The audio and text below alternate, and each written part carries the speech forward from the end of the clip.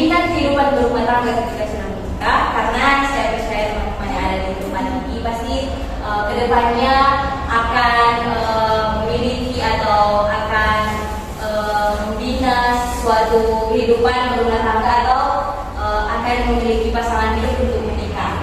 Nah, di sini saya mau mengangkat ada 4 poin penting yang harus teman-teman ketahui ketika kita mau membina kehidupan rumah tangga ketika kelak kita sudah menikah. Nah, itu yang pertama, saling mengasihi seperti kasih Kristus. Kenapa poin yang pertama itu saling mengasihi seperti kasih Kristus? Karena ketika kita mau membangun suatu kehidupan berumah tangga ketika kita sudah akan menikah, jadi yang harus menjadi dasar, yang harus menjadi landasan kita yaitu mengasihi seperti kasih Kristus. Karena seperti yang teman-teman ketahui bersama dalam Alkitab, sudah tertulis sangat jelas bahwa Allah itu adalah kasih. Nah, jadi inilah yang akan kita implementasikan atau akan kita manifestasikan dalam kehidupan kita, untuk kita aplikasikan dalam kehidupan kita. Nah, ketika kita sudah menikah, ketika kita sudah akan menikah nanti, jadi kita juga harus memiliki yang namanya kasih, memiliki yang namanya kasih dalam kehidupan berumah tangga atau kepada pasangan kita. Ini yang harus menjadi landasan atau menjadi dasar ketika kita membina suatu hubungan berumah tangga ketika kita akan menikah.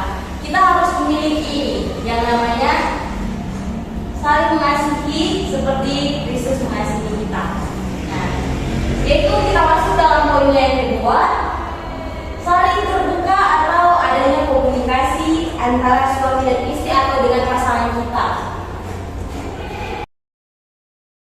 Ketika kita mau membina kehidupan berumah tangga bersama dengan pasangan kita ketika kita sudah menikah, ini juga menjadi dasar penting ketika kita mau membina suatu hubungan keluarga atau dalam kehidupan ketika sudah menikah. Teman-teman, ketika kita mau membina suatu hubungan berumah tangga ketika sudah menikah, ini juga yang menjadi pokok penting, yaitu saling terbuka. Nah, ketika kita mencoba untuk terbuka dengan pasangan kita, dengan suami kita, dengan istri kita nanti, nah ini yang menjadi suatu poin penting agar supaya terciptanya suatu hubungan keluarga rumah tangga yang harmonis.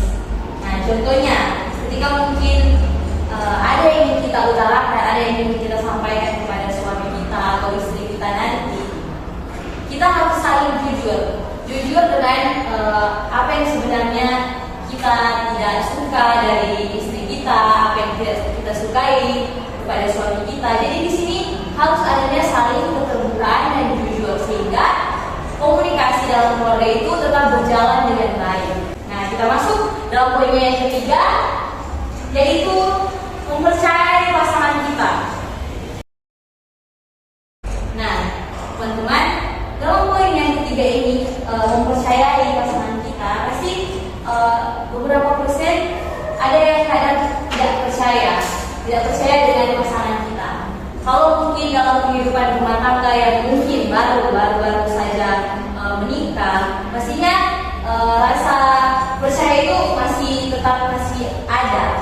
Tapi ketika mungkin dalam kehidupan rumah tangga yang mungkin sudah jalan 2-3 tahun, mungkin rasa kepercayaan kita terhadap pasangan kita sudah mulai agak menurun atau sudah luntur kepada pasangan kita.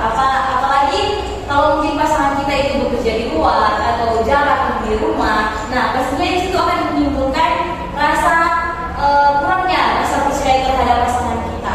Jadi dalam poin yang ketiga ini, kita harus memiliki rasa percaya terhadap pasangan kita ketika kita sudah mau menikah nantinya. Kita masuk pada poin yang keempat, yaitu komitmen terhadap janji suci pernikahan. Teman-teman, dalam poin yang keempat ini yaitu komitmen terhadap janji suci pernikahan. Di sini ketika kita sudah menikah, berarti di sini kita membuat janji dengan bukan hanya sekedar dengan manusia, tetapi di sini kita membuat janji juga bersama dengan Tuhan. Nah, teman-teman bisa buka dalam kitab Markus 10 ayat yang ke-9, yaitu apa yang telah dipersatukan Allah tidak boleh diselesaikan manusia. Nah, ketika kita sudah membangun suatu komitmen dengan pasangan kita, pastinya komitmen itu akan apa? Sehidup semati.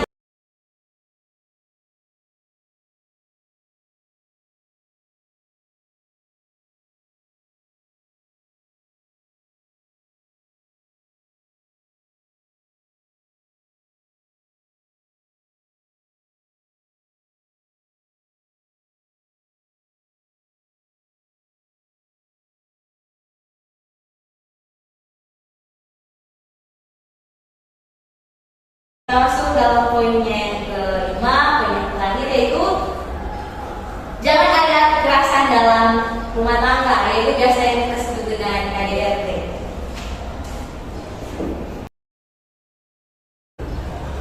Nah teman-teman, dalam poin yang kelima ini atau poin yang terakhir ini, jangan ada kekerasan dalam rumah tangga atau yang biasa kita sebut dengan KDRT. Nah, ketika kita sudah menikah atau kita sudah membina suatu hubungan pernikahan, pastinya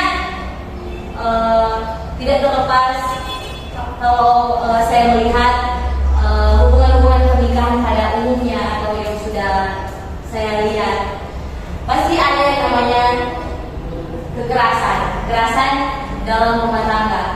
Nah, di sini juga menjadi pelajaran buat kita semua yang akan menjadi istri-istri nantinya terhadap suami kita. Nah, kita harus mencoba untuk terus menahan diri atau mencoba untuk terus self control ketika adanya sesuatu masalah dalam rumah tangga.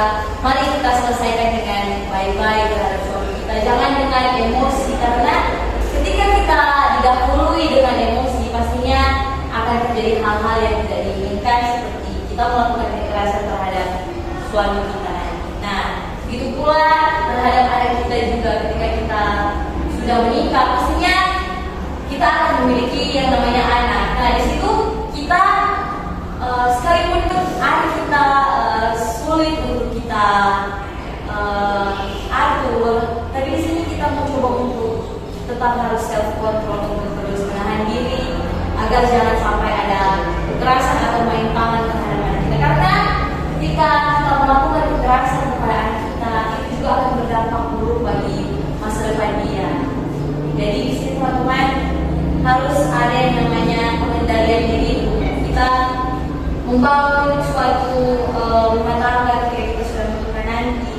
Dari poin yang pertama yang sudah saya jelaskan tadi, yaitu saling mengasihi seperti kasih Kristus dan saling terbuka atau adanya komunikasi antara suami istri atau pasangan kita, nah mempercayai pasangan kita dan komitmen terhadap janji suci terhadap pernikahan, dan jangan adanya KDRT dalam kehidupan rumah tangga yang akan kita bina, yang akan kita bangun.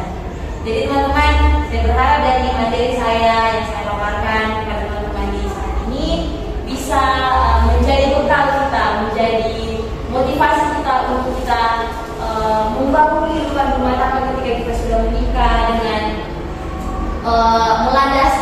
melandaskan kebenaran firman Tuhan, agar kita dalam kehidupan kita berumah tangga kita berkenan di hadapan Tuhan. Demikianlah hasil pemaparan saya pada saat ini. Kiranya boleh menjadi berkat bagi kita semua. Shalom, selamat siang.